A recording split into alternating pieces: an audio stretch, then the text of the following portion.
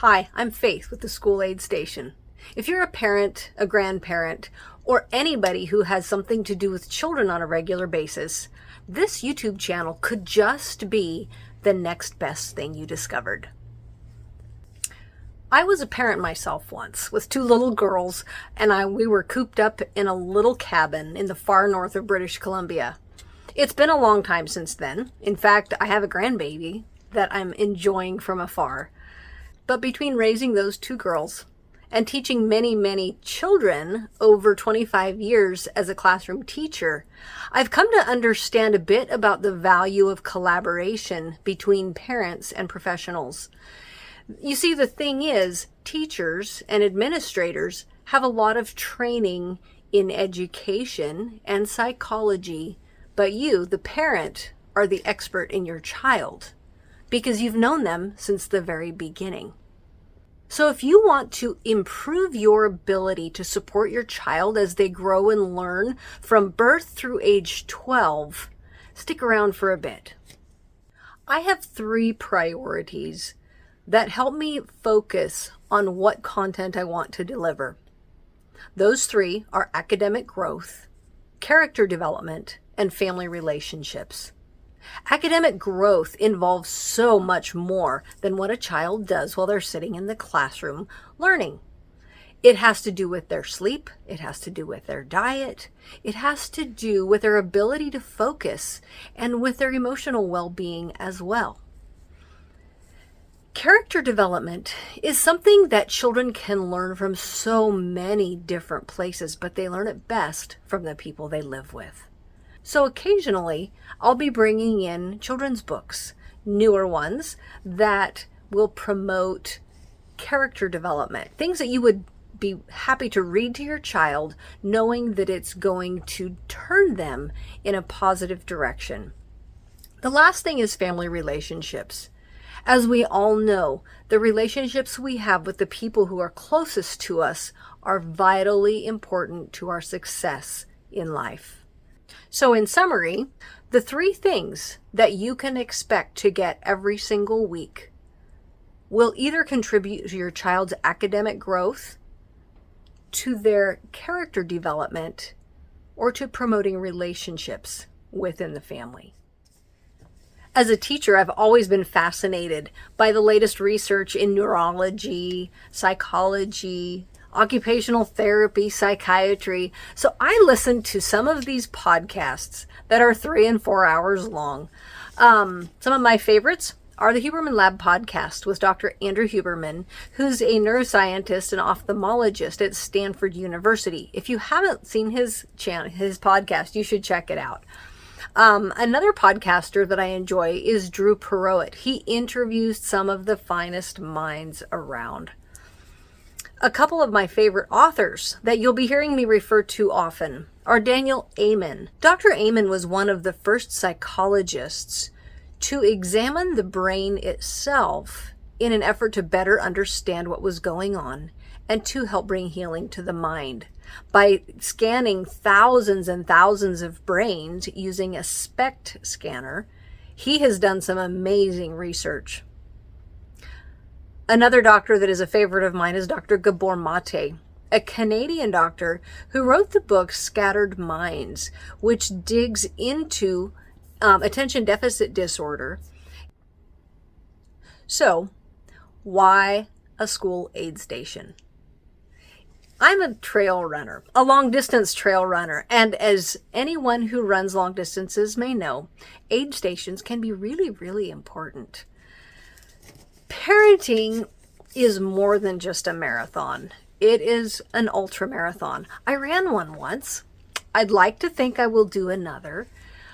But running for 50 kilometers, which is just over 31 miles, is no small feat. It took me 9 hours and 15 minutes. But that's nothing compared to being a parent. From the day your first child is born until the last breath you take, you are a parent. And that's the biggest of all ultramarathons. So at an aid station, A runner can stop by and grab what he needs really quickly and then keep going. You can pick and choose between a wide array of foods and beverages at an aid station. They'll have everything from bananas and potato chips to dill pickles and sandwiches or even cookies. There are many drinks. You can get water or Gatorade, sometimes even Fireball. You never know what you're going to find at an aid station. But the important thing is you will find what you need. That's my hope at the school aid station, is that eventually there will be such a wide range of resources that parents, teachers, or grandparents can find whatever resources they need to help them on the next step of their journey as they're coaching their own child. As a runner, there have been times when I've found myself running very long distances alone. I was training for my first 50K a few years ago, and it was in the summertime, fairly high elevation at Smith Rock in Eastern Oregon, if you're familiar with it. It's a beautiful, beautiful place. But I took off early morning, and it wasn't very hot. I got to the middle of the day and realized I had gone about a third of the distance, and I'd used up 3/4 of my water. It was time to head back, and I was in a bit of trouble. I made it safely, but that was a time when I realized that running all alone out in the middle of the wilderness has some pretty significant risks. I would have appreciated an aid station that day if there had been just someone to come by with some water. Well, in the high desert of Eastern Oregon, that's a little rough to find. And some of us as parents find ourselves in places where our resources are limited. Perhaps you just moved to a new city. Perhaps you've moved away from your family or friends, those that you've known your whole life. That was my situation when my first baby was born. We moved to a new town, and I didn't know very many people. The ones I did were new acquaintances, but it wasn't the same as having people around that I knew so very well. Fast forward about 30 years, and I find myself as the principal of an elementary school, enjoying the opportunity to give input for parents who are brand new to parenting themselves. We have a child care where children as young as 6 weeks old come and spend a lot of their daytimes with us. It's such an honor and a privilege to play a role in making that difference for those families. Sometimes parents will come and ask questions, and I just don't have time to dig in and do the research and find the answers that they're looking for. But I discovered that often the answers will appear later on in the week or a month later when I'm listening to a podcast or reading a book.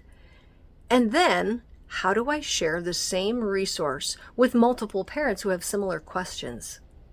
So I'll be using this resource too. When someone asks me a question, if I've done a short episode, I'll just be able to send it to them in a text or an email. If you have any specific topics that you would like to see addressed in this channel, I would encourage you to leave a comment below. I would love to hear what kind of things do you wonder about? What are some burning questions that you would love to have answered? I don't have all the answers, but I do have time. And believe me, as a parent, time is a resource that's in short supply. You know even better than I do. So in my evenings, when my home is quiet and I'm looking at the pictures of my granddaughter across the room, I can be listening and searching and finding those things that will hopefully make your ultramarathon of parenting a little bit easier. Be sure to click the subscribe button if you think this channel is something that might be a little helpful to you along the way. Thanks for joining me tonight.